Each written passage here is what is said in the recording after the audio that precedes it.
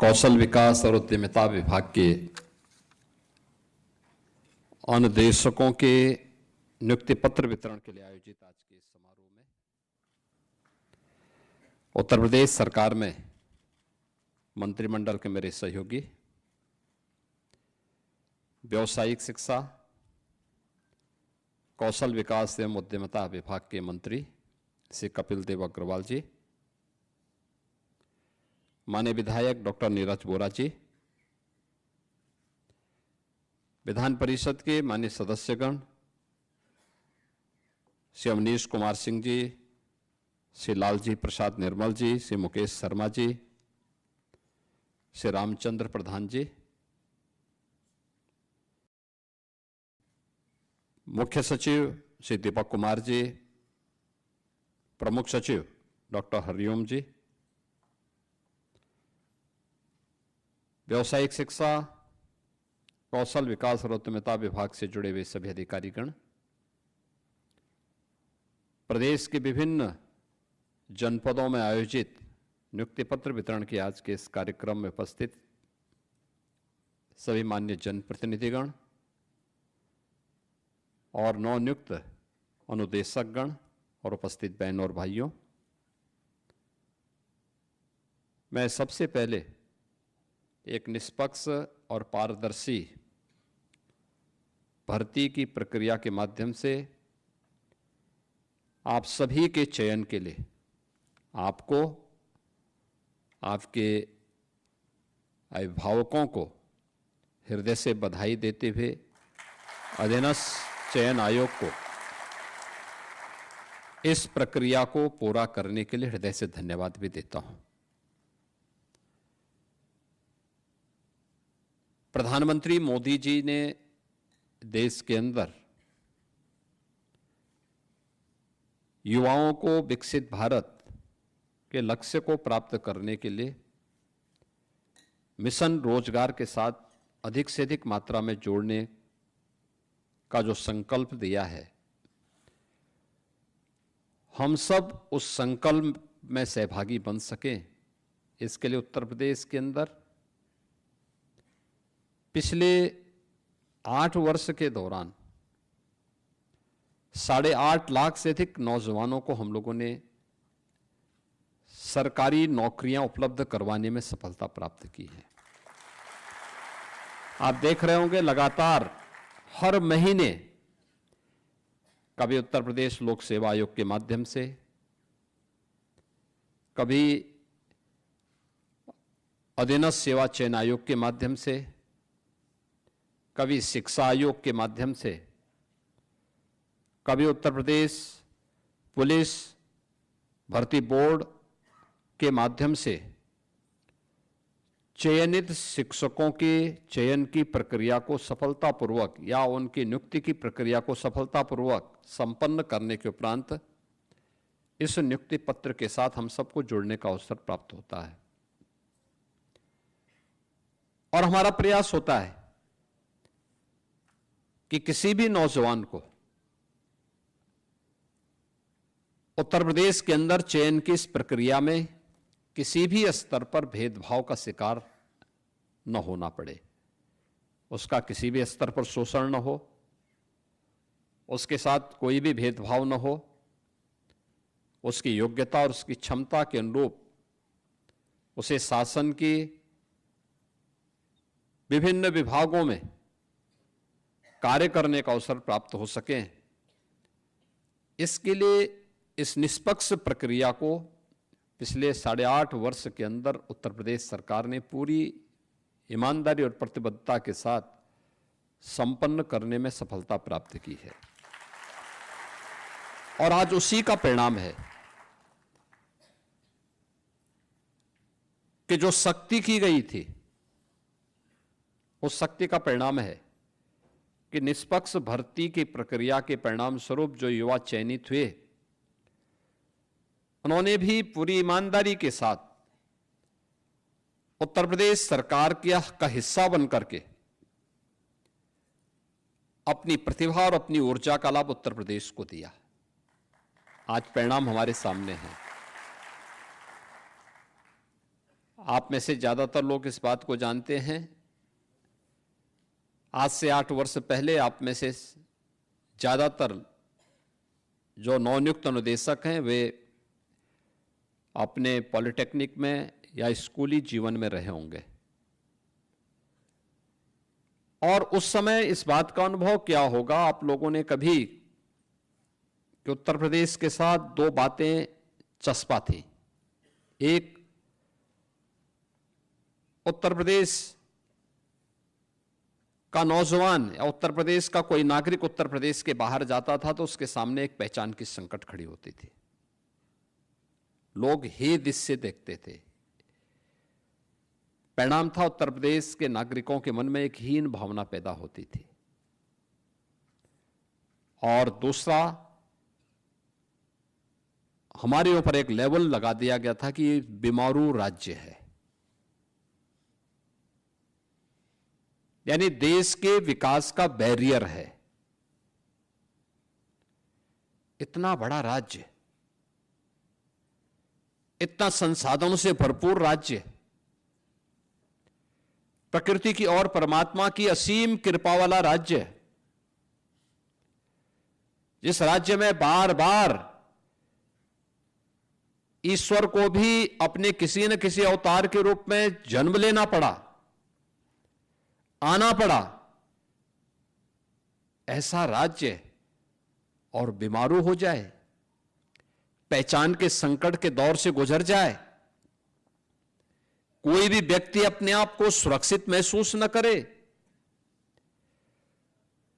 पर्व और त्योहारों के समय जब उत्साह और उमंग का माहौल हर एक चेहरे पर दिखना चाहिए, उस समय पर्व और त्योहार की आशंका उनकी जवान को खामोश कर देती थी। लोगों के मन में एक भय तैरने लगता था, पता नहीं कहां पे क्या हो जाए। उस राज्य में पिछले 8 वर्ष के अंदर हम लोगों ने 7वीं 8वीं अर्थव्यवस्था से आज उत्तर प्रदेश की इस यात्रा को शानदार तरीके से आगे बढ़ाते हुए देश की नंबर 2 की अर्थव्यवस्था बनने में सफलता प्राप्त की। बीमारू राज्य के लेवल को उखाड़ फेंक करके आज भारत के विकास के ग्रोथ इंजन के रूप में उत्तर प्रदेश को स्थापित करने में सफलता प्राप्त की है। और ये तब हुआ है जब उत्तर प्रदेश के 25 करोड़ की आबादी ने उत्तर प्रदेश सरकार से जुड़े हुए सभी अधिकारी कर्मचारियों ने,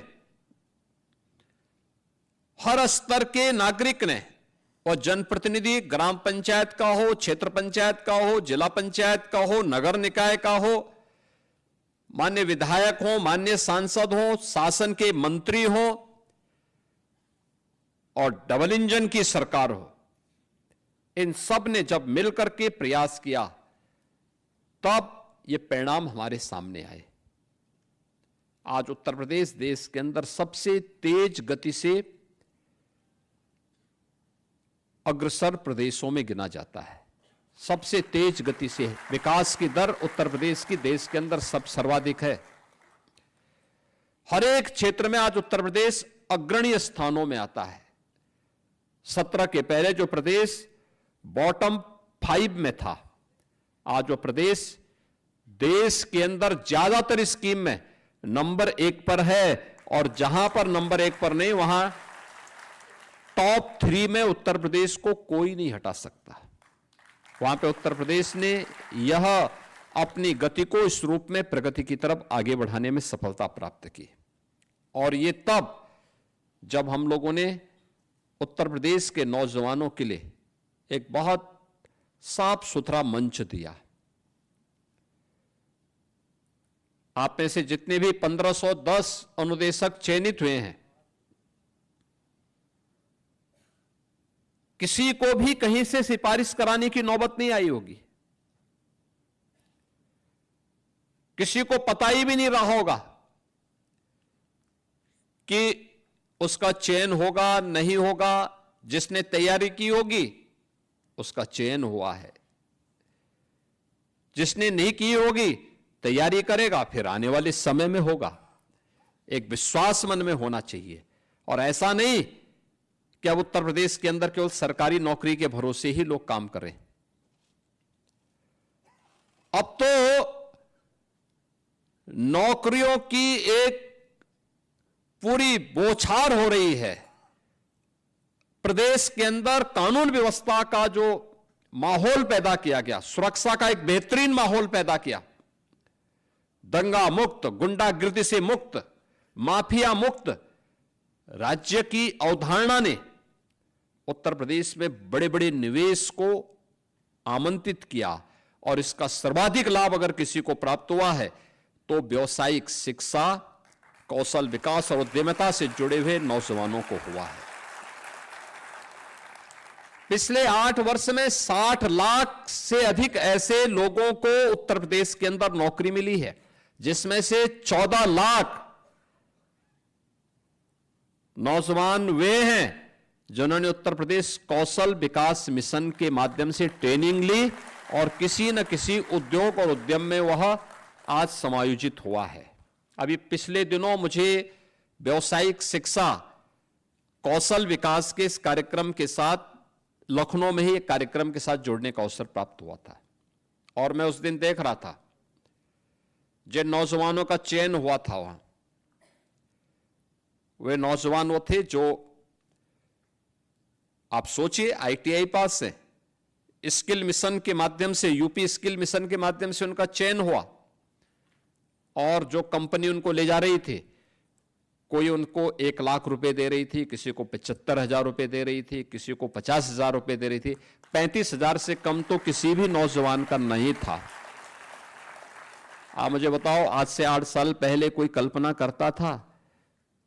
8 साल पहले तो कोई उद्योग भी नहीं लगाता था यहां पे। जो उद्योग थे वही यहां से बाइंड अप होकर के जा रहे थे, बंद होकर के जा रहे थे।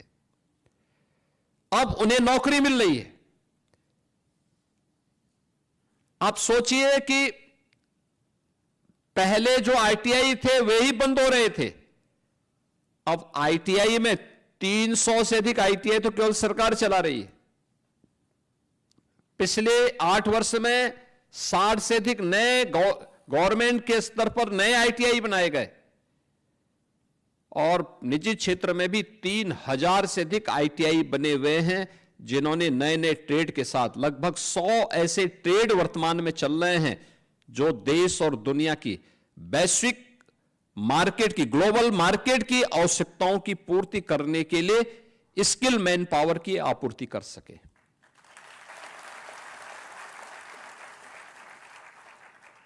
अगर हमारे यहां इलेक्ट्रीशियन और प्लम्बरिंग का ट्रेड है तो आर्टिफिशियल का भी है, रोबोटिक का भी है और ड्रोन टेक्नोलॉजी का भी है। ऐसा नहीं कि हमने केवल परंपरागत ट्रेड में ही अपने नौजवानों को हम आगे बढ़ा रहे हैं। केवल व्यावसायिक शिक्षा में उन्हीं के लिए सर्टिफिकेट कोर्स नहीं है, उनके लिए तो है ही, क्योंकि इलेक्ट्रीशियन की आवश्यकता हमेशा रहेगी। हर घर नल की योजना के बाद प्लम्बर की आवश्यकता बढ़ी। पीएनजी की जो पाइप गैस लाइन की व्यवस्था बिछाई जा रही है,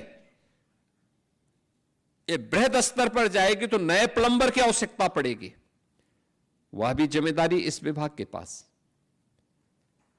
लेकिन साथ साथ हम मॉडर्न ट्रेड में, जिसे आप न्यू एज ट्रेड कह सकते हैं, उसमें अपने नौजवान को पीछे नहीं कर सकते। और इसलिए टाटा टेक्नोलॉजीज के साथ मिलकर के 150 आईटीआई को इन सब प्रकार के ट्रेड के साथ जोड़ करके आज हम उत्तर प्रदेश के नौजवानों को नए समय के अनुरूप, ग्लोबल मार्केट की आवश्यकता के अनुरूप उस प्रकार की ट्रेनिंग दे रहे हैं। और उसी का परिणाम है कि अब उत्तर प्रदेश का नौजवान उत्तर प्रदेश के अंदर या देश के अंदर या दुनिया के अंदर कहीं भी अपने लिए रोजगार मांगेगा नहीं, बल्कि कंपनियां आकर के उसका चयन करके लेकर के जाएंगे। यह इसलिए हुआ क्योंकि सरकार की मंशा साफ है। नियत स्पष्ट है, होना है। हर व्यक्ति अपने अनुसार अपने रोजगार को चयन करने के लिए स्वतंत्र होना चाहिए और उसकी सुविधा दी गई। याद करिए, आज से 8 वर्ष पहले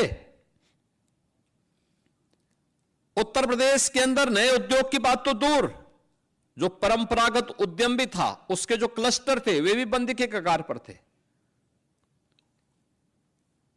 उत्तर प्रदेश ऐसा नहीं कि हमेशा ऐसे विपन्न रहा होगा, जो 8 वर्ष पहले करके छोड़ दिया गया था।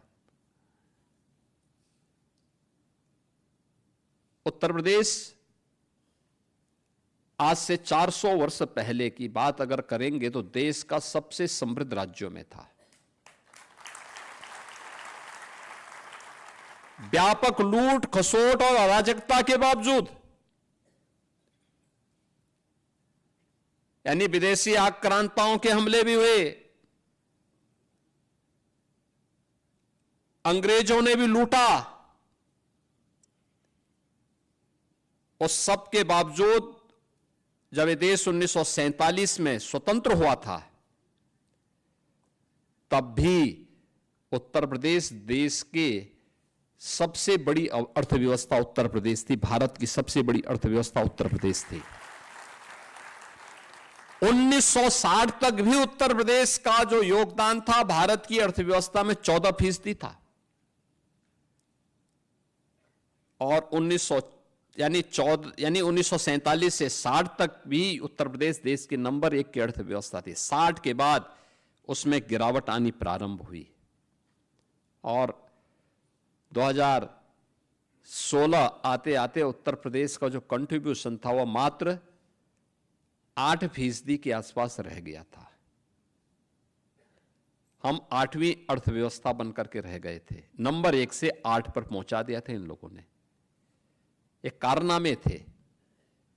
जब नीतियां स्वयं के स्वार्थ को ध्यान में रख करके, वोट बैंक की चिंता करके और परिवार के हितों के संरक्षण करने के लिए जब बनाई जाती हैं तो वो दुर्गति की तरफ ऐसे लेके जाती हैं जैसे उत्तर प्रदेश को लेके गए थे लोग।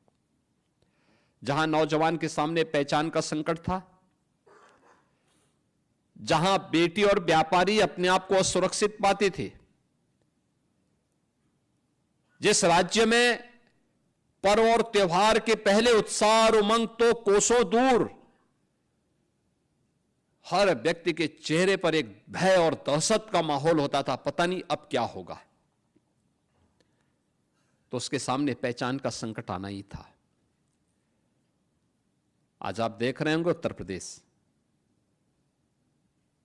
उत्तर प्रदेश आज पूर्णिमा है। आज कई जगहों पर पूर्णिमा का स्नान हो रहा है।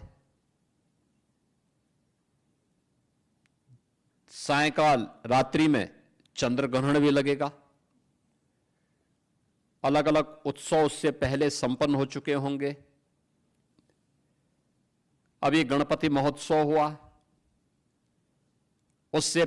उसी बीच में बारह फुआद भी आया। कहीं कोई दंगा हुआ क्या? कहीं कोई गुंडागिर्दी हुई क्या? आज लाखों की संख्या में लोग स्नान कर रहे हैं। अयोध्या में, काशी में, प्रयागराज में, गढ़मुक्तेश्वर में और भी अन्य महत्वपूर्ण तीर्थों पर कहीं कोई दिक्कत नहीं। व्यक्ति आराम से अपनी श्रद्धा के अनुरूप जा रहा है। उसको पर्व और त्योहार मनाने की पूरी स्वतंत्रता है। सरकार वहां पे सुविधा उपलब्ध करवाती है।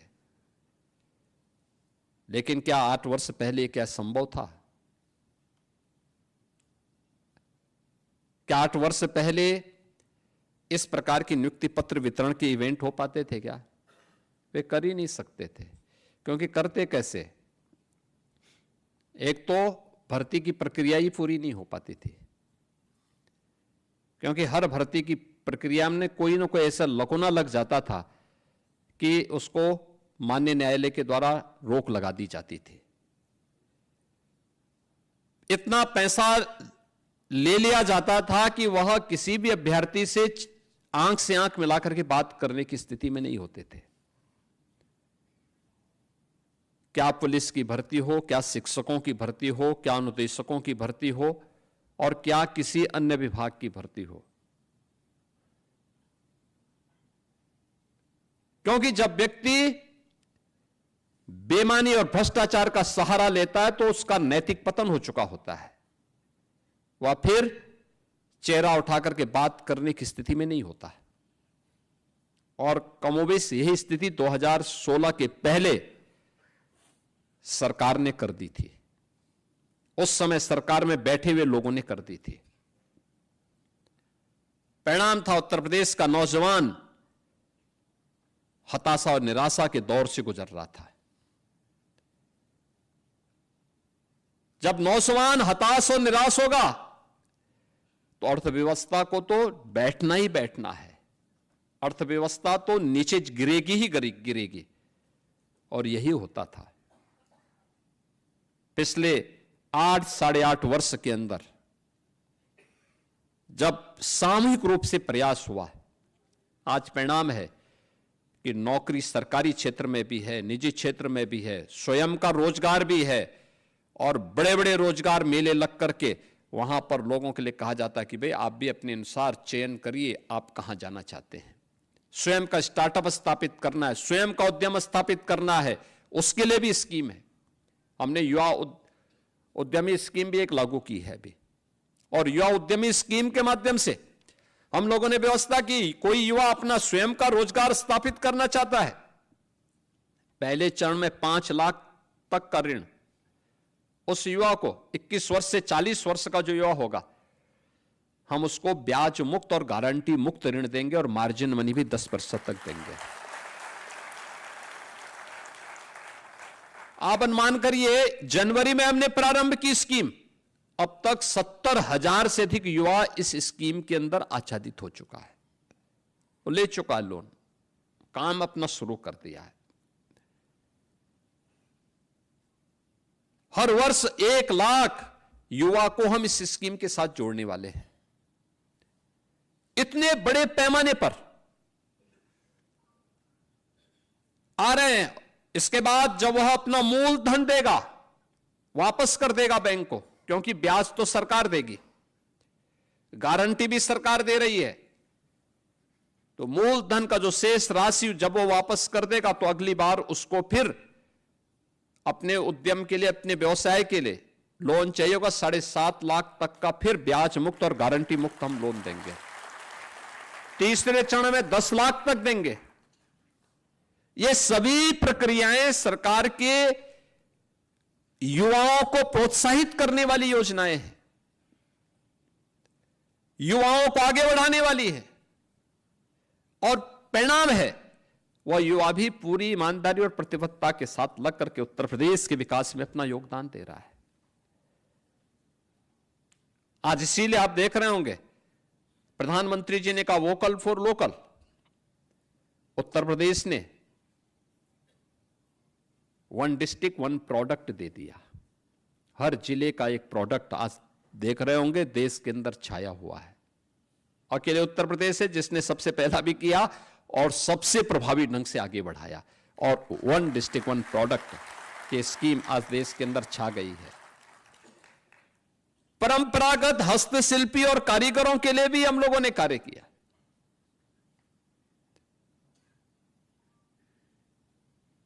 हस्तशिल्पी और कारीगर, यह किसी भी व्यवस्था की जान होती है, इसके बगैर सिस्टम नहीं चल सकता जी। राष्ट्रपिता महात्मा गांधी ने जिस व्यवस्था को ग्राम स्वराज के बारे में उन्होंने बात की थी, ग्राम स्वराज, आत्मनिर्भर ग्राम पंचायत, आत्मनिर्भर नगर निकाय। अगर ग्राम पंचायत आत्मनिर्भर बन जाए, नगर निकाय आत्मनिर्भर हो जाए, तो प्रदेश को आत्मनिर्भर होने से कोई नहीं रोक सकता, और देश को भी आत्मनिर्भर होने से कोई नहीं रोक सकता, कोई नहीं रोक सकता। याद रखना, आत्मनिर्भर होना ही हमारे विकसित होने की पहली शर्त है। पहली शर्त है। प्रधानमंत्री जी ने यही विजन दिया है देशवासियों को कि भाई हमने देश की अर्थव्यवस्था को 11वीं अर्थव्यवस्था से लाकर के चौथी अर्थव्यवस्था बना दिया है। अगले 1-2 वर्ष में भारत देश की तीसरी बड़ी अर्थव्यवस्था बनेगा। तीसरी अर्थव्यवस्था बनने के बाद हमें अब नंबर 1 और 2 की लड़ाई के लिए अपने आप को तैयार करना है। 140 करोड़ भारतवासियों को इसके साथ जुटना पड़ेगा। 140 करोड़ भारतवासी सामूहिक प्रयास करेंगे, परिणाम आएगा, अवश्य आएगा। और जो प्रयास आज देश के अंदर हुए हैं उसमें हमें आत्मनिर्भरता की उस लक्ष्य को प्राप्त करने की दिशा में भी अपने स्तर पर कार्य करना होगा, जिसमें आपकी बड़ी भूमिका होने वाली है। याद रखना, सीखने और सिखाने में कोई गुरेज नहीं करनी चाहिए। हो सकता है आपने ट्रेनिंग जब ली होगी उस समय उस प्रकार का ट्रेड नहीं रहा होगा, आप सीखे ना, उसी से मिलता जुलता कोई ना कोई ट्रेड होगा, उसमें सीखिए। एक महीने आप चूंकि उस क्षेत्र में हैं, आपको कम समय लगेगा, लेकिन सीखेंगे और उसमें पारंगत होंगे। नए लोगों को उसमें ट्रेंड करिए, उसको और आगे बढ़ाइए। आपके द्वारा प्रशिक्षित जो युवा हो वह इतना सुयोग्य हो, उसको इतना स्किल मैन पावर आप वहां से तलाश करके भेजिए कि जो भी वहां से निकले उसके लिए ग्लोबल मार्केट में कहीं भी उसकी स्किलिंग पर कोई प्रश्न चिन्ह न खड़ा करे। और इसीलिए जब हम यहां पर हैं, मैं आज इस बारे में कहूंगा व्यावसायिक शिक्षा, कौशल विकास और उद्यमिता विभाग को, कि हमारे जो रोजगार मेले लगते हैं वह केवल विभाग अकेले न लगाएं, एमएसएमई विभाग को भी अपने साथ जोड़ें, सूक्ष्म लघु मध्यम उद्यम विभाग को अपने साथ जोड़ें, श्रम और सेवायोजन विभाग को भी अपने साथ जोड़ें। ये तीनों मिलकर के एक साथ अपने अभियान को, श्रम और सेवायोजन, सूक्ष्म लघु मध्यम उद्यम और व्यावसायिक शिक्षा, कौशल विकास और उद्यमिता विभाग, ये तीनों मिलकर के एक साथ अगर इस अभियान को चलाएंगे, मेरा यह मानना है उत्तर प्रदेश में नौकरियों की एक नई बौछार आती हुई दिखाई देगी। बड़े पैमाने पर हम लाखों नौजवानों के लिए ऐसे रोजगार की सुविधा उपलब्ध करवा सकते हैं, जैसे 17 के पहले जो क्षेत्र बीमार था, जैसे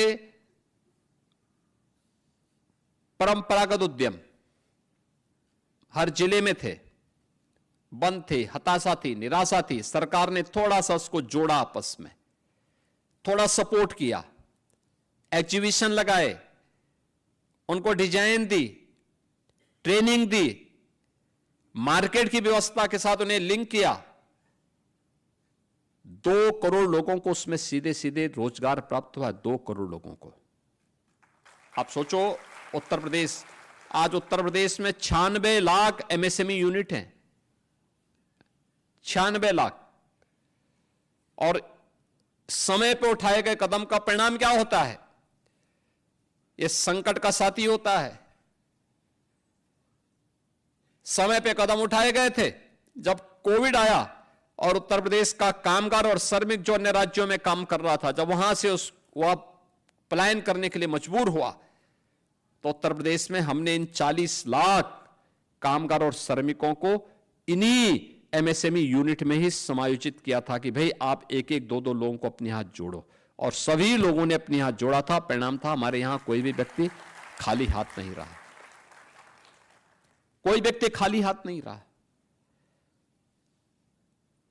ऐसे ही सुरक्षा का बेहतर माहौल दिया गया। परिणाम क्या है? यहां पे निवेश आया। 15 लाख करोड़ रुपए से अधिक के निवेश को जमीनी धरातल पर उतारने में सफलता प्राप्त हुई, तो 60 लाख से अधिक नौजवानों के लिए नौकरी और रोजगार की सुविधा प्राप्त भी हुई। और सरकारी नौकरी अलग है। सरकारी नौकरियों ने भी एक नई गति दी है। आज पीईटी की जो परीक्षा है आज भी चल रही है, कल भी थी, आज भी है। 25 लाख नौजवान उसमें बैठ रहे हैं। इन 25 लाख नौजवानों के लिए हमें नौकरी की व्यवस्था करनी है अलग अलग सेक्टर में, और मैं मानता हूं उत्तर प्रदेश इसको दे सकता है। उत्तर प्रदेश में संभावना है, अलग अलग सेक्टर में हम इन्हें उपलब्ध करवा सकते हैं। कोई सरकारी नौकरी पाएगा, कोई निजी क्षेत्र में नौकरी पाएगा, कोई एमएसएमई सेक्टर में पाएगा, और कोई स्वयं का उद्यम स्थापित करेगा। उसकी उस स्केल को, जो 25 लाख का स्केल दिखाई देता ना,